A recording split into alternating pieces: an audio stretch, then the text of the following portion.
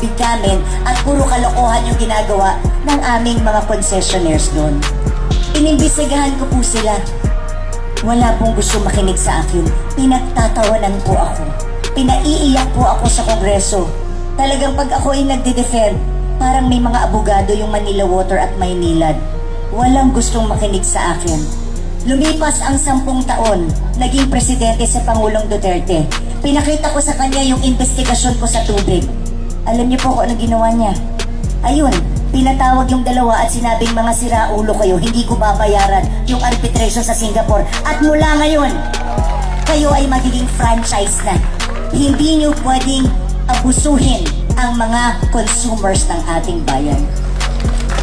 Kaya ko mahal si PRRD. Wala siyang pakialam sa mga bilyonaryo. Tumulong kayo sa akin pero hindi ibig sabihin hawak niyo ko.